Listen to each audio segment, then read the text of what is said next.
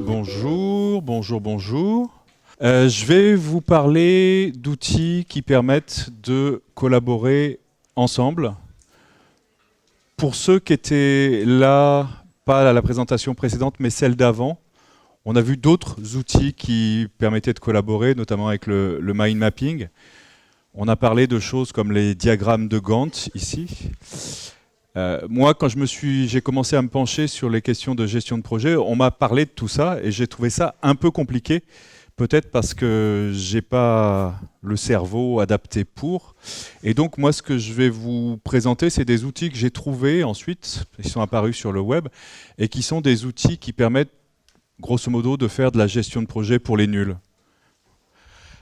Alors, je vais me présenter d'abord. Donc, je m'appelle Philippe Couve. Au début, j'étais journaliste pendant quelques années.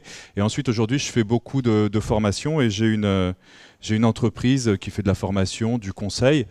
Une petite entreprise, on est 3, mais on travaille avec beaucoup de gens à l'extérieur, des formateurs, et puis on est impliqué sur beaucoup de projets avec beaucoup de gens. Donc nos problématiques sont souvent de travailler avec des gens hors de l'entreprise, de travailler à distance et que tout le monde puisse suivre l'avancement des projets, savoir où on en est, savoir qui a quoi à faire, savoir si on est bon ou si on n'est pas bon par rapport à l'avancement des différents projets. Donc au départ, quand un projet démarre, il y a pas mal d'excitation, on se dit ça va faire un truc super, etc. Et puis quand on se retrouve quelques semaines plus tard, qu'on ouvre sa boîte mail, c'est plutôt terrible, quoi. On voit, il y a plein de mails, on a du mal à s'y retrouver, etc. Et donc, ces outils-là dont je vais vous parler permettent de traiter cette problématique. Je précise, avant d'aller plus loin, que je n'ai absolument aucun intérêt commercial dans aucun de ces deux outils. Je ne connais pas les gens qui les produisent et qui les fabriquent. Donc, tout ça est juste un témoignage utilisateur et pas du tout quelque chose de commercial. Donc, ces deux outils sont Trello et Basecamp. On va commencer par Trello. Donc, Trello, l'idée... Alors, peut-être certains d'entre vous utilisent ces modes de fonctionnement, c'est-à-dire d'avoir un tableau sur lequel on accroche des post-it avec les choses à faire. Comme ça, tout le monde voit ce qui se passe et on met la tâche qui est à accomplir quand elle est en cours de réalisation, quand elle est validée, puis quand elle est terminée. Donc c'est un mode de gestion qui est assez utilisé parce qu'il a l'avantage de donner à tous les gens qui sont présents dans la salle une vision sur l'avancement du projet. Donc chacun sait à la fois ce qu'il a à faire et voit globalement où en est l'avancement du projet. Le problème, c'est que ça marche moins bien quand on est à distance. Alors quand on est à distance, Trello propose... donc c'est un service où il y a une version gratuite, mais je reviendrai sur les tarifs, la question du prix à la fin, mais en tout cas vous pouvez commencer gratuitement. Et donc ils ont repris cette métaphore des post-it, en quelque sorte, qu'on peut classer dans différentes colonnes. Alors je vous expliquerai comment nous on s'organise par rapport à ça. Et donc on peut ensuite déplacer ce qu'ils n'appellent pas des post-it, mais ça s'appelle des cartes. Donc chaque tâche que vous attribuez à quelqu'un ou qui n'est attribuée à personne peut être placée dans... Alors nous, on a une colonne modèle, je vous en parlerai à gauche, modèle, je vous en parlerai après. Boîte à idées, donc c'est des choses auxquelles on a pensé mais qui ne sont pas encore validées. Ensuite, quand on décide de sortir de la boîte à idées pour vraiment le mettre en route, ça passe dans en cours, donc là c'est en cours de réalisation, puis dans à valider pour vérifier que effectivement ça a été fait tel que ça doit être fait, et enfin quand c'est terminé, ça passe dans une colonne terminée qu'on peut purger aussi de temps en temps, mais c'est assez satisfaisant d'avoir des choses dans la colonne terminée. Psychologiquement, ça joue un rôle assez positif. Donc, vous voyez, très simplement, au départ, on retrouve cette logique des post-it qu'on a sur le tableau. L'avantage par rapport au post-it, c'est que comme c'est un outil en ligne, donc accessible à tous, si vous donnez en tout cas l'accès, on verra qu'on peut gérer ça, vous pouvez enrichir en fait vos post-it. Vous pouvez leur mettre une date d'échéance qui viendra éventuellement se glisser dans votre calendrier. Si vous faites la synchronisation avec votre calendrier, vous pouvez y ajouter différentes choses. Alors, comment est-ce que ça fonctionne? Donc, je vous ai parlé de... Vous pouvez y aller en ligne sur Trello.com avec les différents navigateurs, mais ça existe également sous forme d'application pour iPhone ou pour Android. Donc, les cartes, donc maintenant si on zoome sur l'un de ces post-it qui sont créés à l'intérieur de Trello, ça s'appelle donc des cartes. Alors oui, il y a un petit peu de vocabulaire. Le post-it s'appelle une carte et l'ensemble s'appelle un tableau ou un board si vous êtes dans la version en anglais. Et vous pouvez avoir plusieurs tableaux. Vous pouvez avoir un tableau par projet ou un tableau par équipe, ou vous pouvez tout mettre dans le même tableau. Après, c'est plus une question d'organisation de votre point de vue. Ici, par exemple, on a un exemple de carte. Sur une carte, donc une tâche fondamentalement à accomplir. On peut y ajouter des membres, donc soit les membres de votre équipe qui naturellement ont accès à ça, soit même des gens qui sont à l'extérieur que vous pouvez inviter. Les règles de partage sont que vous pouvez inviter, si vous avez des collaborateurs ou des prestataires à l'extérieur, vous pouvez les inviter sur un tableau, vous pouvez les inviter sur une liste. Par exemple, ils n'ont rien à faire dans la liste à valider, mais ils sont dans la liste en production, donc ils peuvent voir uniquement cette liste. Ou vous pouvez les inviter uniquement sur une tâche, parce qu'ils ont des choses à faire sur cette action précise-là. Sur ces cartes, vous pouvez ajouter des tags ou des étiquettes. Ces tags ou ces étiquettes, en général, c'est savoir à quel service ça correspond. C'est du domaine du commercial, c'est du domaine technique, c'est du domaine je ne sais quoi. Et donc, vous pouvez les taguer par couleur. Vous pouvez choisir un autre mode de tag qui correspond à votre organisation. On peut, à l'intérieur d'une tâche, faire une liste, une to-do list, une checklist de choses à vérifier ou de sous-actions à mener, à conduire. Vous pouvez définir une date d'échéance. Et vous pouvez bien sûr y associer des pièces jointes, vous pouvez y associer des photos, des textes, etc., qui correspondent à cette tâche à accomplir. Et en plus, chaque tâche peut donner lieu à des commentaires si vous avez rencontré des difficultés ou s'il y a des choses à préciser par rapport à la réalisation de cette action en particulier. En mode collaboratif, donc je vous ai dit, il y a une capacité de partage. Donc soit vous pouvez utiliser Trello en mode privé pour faire vos courses, penser à rappeler le médecin pour les enfants, etc. Ça marche très très bien aussi. Vous pouvez aussi le partager avec votre conjoint, votre conjointe. Enfin voilà, ça existe aussi en mode privé. Vous pouvez le partager en équipe. Donc là, on arrive sur un mode payant pour le mode équipe.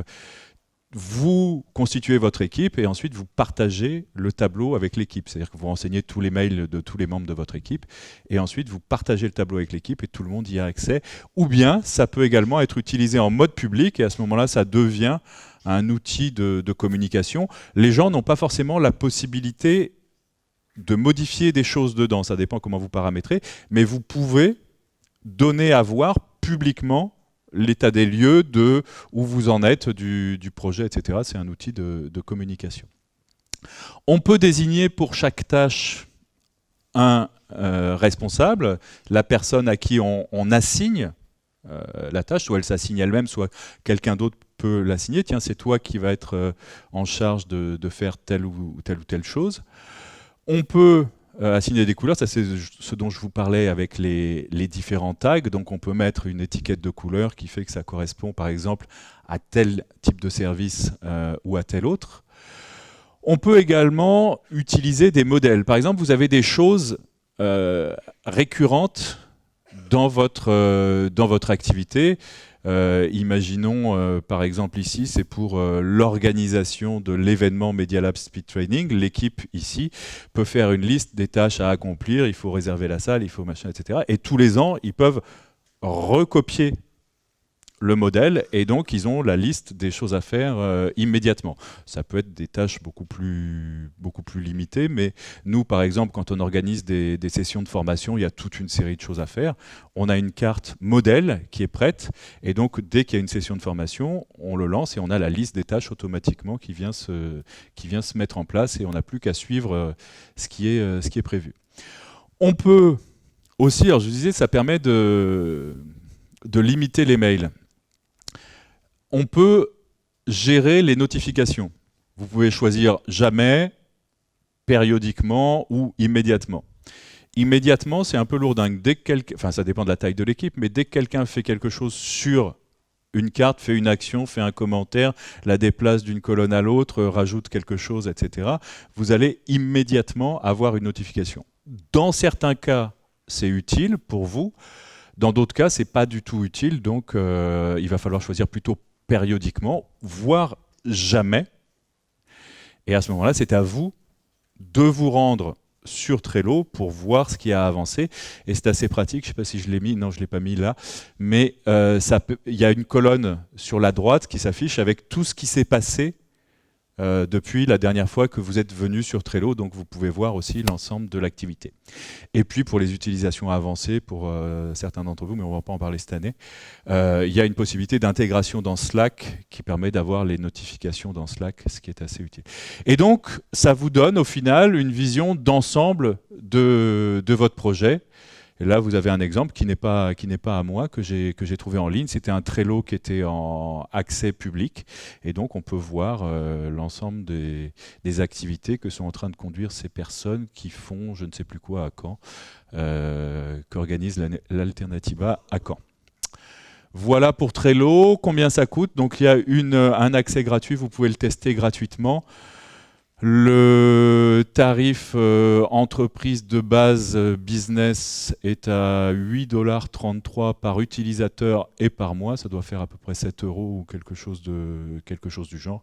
Et puis après, il y a des choses plus coûteuses. Enfin voilà, vous irez voir sur le site pour voir les offres payantes. Mais je répète, ça peut se tester en version gratuite.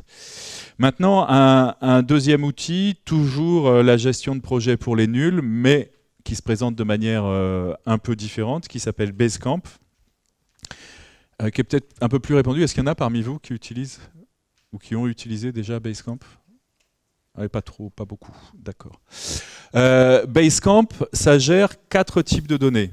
En fait, ce qu'il faut savoir à l'origine, c'est que ça a été créé par une entreprise, une start-up, et ils faisaient tout à fait autre chose, et ils se sont rendus compte qu'ils avaient un problème de gestion de projet.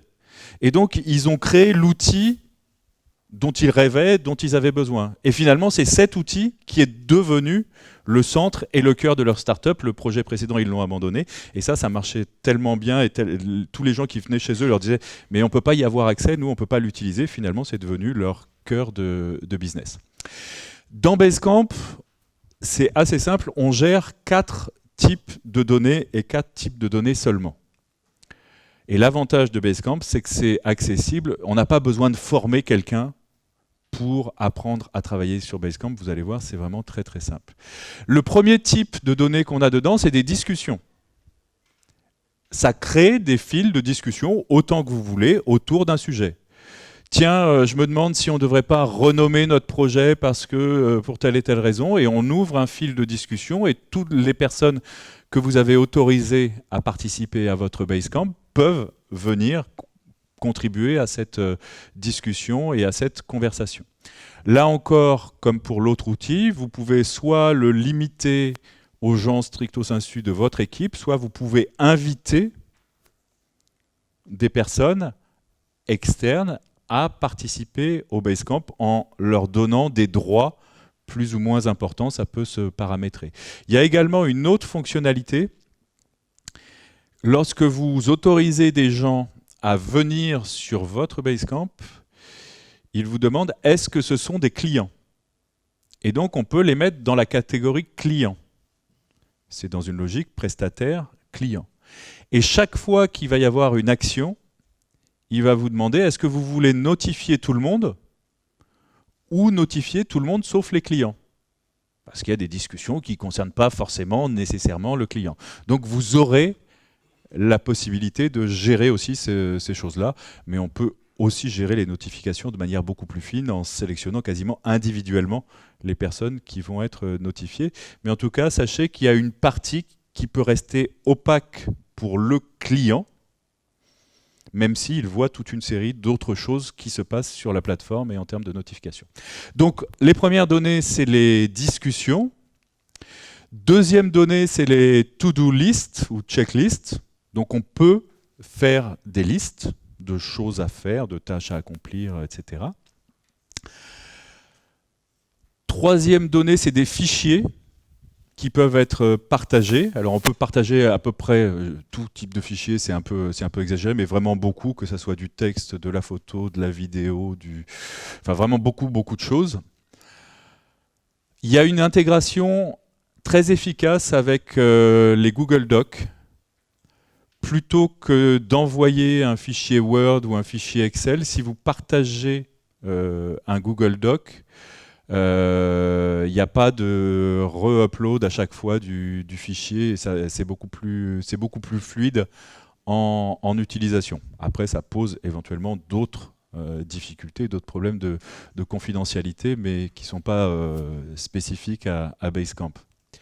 Et puis, la dernière chose, c'est des événements. Le dernier type de données, c'est des événements et un calendrier qui se met en place en fonction des événements qu'on a retenus et sélectionnés dans son calendrier. Après, outre toute la partie notification, donc là encore, vous pouvez paramétrer les notifications, savoir si vous voulez tout recevoir, rien recevoir, etc. Vous avez également la possibilité de visualiser, c'est assez réussi, l'activité sur le projet. Vous voulez savoir ce qui s'est passé, qui a fait quoi, etc. Et vous avez cette représentation avec les dates dans des bulles. Et sur l'arbre, comme ça, vous avez les actions qu'ont effectuées les uns ou les autres par rapport au projet. Sur les notifications, je reviens là-dessus. Vous pouvez, par exemple, accepter de recevoir les notifications sur votre mail. Et dire, oui, mais c'est contradictoire par rapport à ce que vous avez dit au début, c'était pour supprimer les mails. L'avantage, c'est que vous gardez juste la notification comme notification. Vous l'avez lu, vous supprimez. Ce n'est pas archivé dans vos mails, vous n'aurez pas à retrouver le truc dans vos mails, c'est archivé sur la plateforme. La recherche fonctionne très bien. Tout est classé, les discussions se suivent, etc. Pas comme dans les mails où parfois on met du temps à retrouver le bon mail, celui qui disait que, et l'autre qui complétait, qui n'était pas dans le même fil de discussion, etc. Là, normalement, c'est bien organisé. Donc voilà, les notifications qui sont paramétrables, avec une fonctionnalité qui est pas mal, c'est il y a un résumé. On peut recevoir juste un résumé quotidien. Alors moi, sur les projets sur lesquels on utilise Basecamp, je reçois tous les matins un projet, je ne sais plus si c'est paramétrable l'heure. On reçoit un résumé de ce qui s'est passé la veille, qui a fait quoi, qui a lancé quelle discussion, qui a complété quoi dans quelle liste de choses à faire, quels événements ont été calés dans le calendrier, etc. C'est assez pratique. Sachant qu'on peut aussi avoir des attitudes différentes suivant les phases du projet. Quand le projet est dans une phase pas trop chaude, on peut avoir un résumé quotidien. Quand il est dans une phase où ça devient bouillant parce que c'est à livrer pour dans 2 jours, etc., on peut se mettre des alertes sur tout, recevoir des notifications sur tous les événements parce que là, on a vraiment besoin de suivre très en détail ce qui est en train de se passer. Combien ça coûte ? Alors là aussi, vous pouvez essayer gratuitement. Contrairement à Trello, après, ce n'est pas en fonction du nombre d'utilisateurs. Ils ne vous font pas payer en fonction du nombre d'utilisateurs, ils vous font payer en fonction du nombre de projets actifs et en fonction de l'espace de stockage qui vous est dévolu. Dans la version gratuite, qui est tout à fait fonctionnelle, en revanche, il y a une petite limitation sur l'espace de stockage. Donc si vous avez des gros fichiers à stocker ou beaucoup de fichiers, vous allez toucher la limite, je ne sais plus à combien elle est, mais vous irez voir sur le site. et vous pourrez le savoir. Après, ce qu'ils font payer, c'est les projets actifs. Un projet actif, c'est un projet qui vous envoie des notifications, il se passe des choses. Lorsque le projet est terminé, vous pouvez faire ce qu'on appelle dans leur jargon l'archiver. Quand un projet est archivé, il n'est pas détruit, on peut garder tout ce qui fait ce projet, tous les échanges, tout ce qui a été partagé à ce moment-là, mais il est plus actif et donc il ne compte plus pour le tarif. Mais en revanche, vous pouvez, si un jour vous le jugez bon, le réactiver et tout est là et tout peut être remis en route si besoin. Par exemple, sur un événement récurrent, vous voulez reprendre la fois d'après ce que vous aviez fait la fois d'avant, vous avez mis le projet en archivage, donc ça ne vous compte plus pour la facturation, et lorsque la nouvelle échéance arrive, vous le réactivez et vous repartez avec cette base qui est toujours là. Voilà, c'était pour faire un tour assez rapide. Je pense que maintenant c'est plus dans les questions éventuellement que les choses pourront être complétées. Sachant que je ne l'ai pas dit, mais là sur Basecamp, il y a également une appli qui est disponible pour iOS et pour Android et qui est très bien faite et très efficace. Eh bien, je vais vous remercier et puis vous souhaiter une bonne continuation pour la conférence. Merci.